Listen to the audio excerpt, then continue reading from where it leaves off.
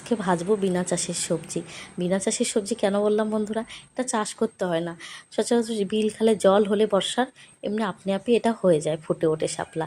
সেই শাপলাই ভাজা করব ইলিশ মাছের তেল দিয়ে। তার জন্য শাপলাটা কেটে আমি নুন দিয়ে চটকে ভালো করে পরিষ্কার করে ধুয়ে নিয়েছি চিপড়ে চিপড়ে, যাতে শাপলাতে জল না থাকে। আর এদিকে আমি কড়াইতে তেল গরম করে কালো জিরে ফোড়ন দিয়ে তাতে ইলিশ মাছের তেলটা দিয়ে কিছুক্ষণ নেড়ে চেড়ে তার মধ্যে নুন হলুদ একবারে দিয়ে দিয়েছি। দিয়ে এখন যে শাপলাটা আমি কেটে পরিষ্কার করে ধুয়েছিলাম আমি সেটা দিয়ে দেবো। এই শাপলাটা কিন্তু খেতে খুবই ভালো লাগে, এটা মাছ দিয়ে রান্না করলেও ভালো লাগে, যেভাবে খাও শাপলাটা কিন্তু খুবই একটা সুন্দর সুস্বাদু খাবার, খুবই ভালো লাগে। তা সেই শাপলাটা এখন দিয়ে দিলাম, দিয়ে কিছুক্ষণ নেড়ে চেড়ে একদম শুকনো শুকনো করে ভাজা করে নিলে হবে। কিন্তু ভাজতে গিয়ে একদম ঘেটে গেছে শাপলাটা, খুবই গলে গেছে। অনেক দিন ধরে ভাজি না, তা বুঝতেও পারিনি একদম গলে গেছে। সে যাই হোক, নামিয়ে নিয়েছি। তোমরা কে কে শাপলা খেতে পছন্দ করো অবশ্যই কমেন্টে জানিও বন্ধুরা। চলো এখনকার মতো টাটা, আবার দেখা হবে পরের ভিডিওতে। সবাই ভালো থেকো, সুস্থ থেকো।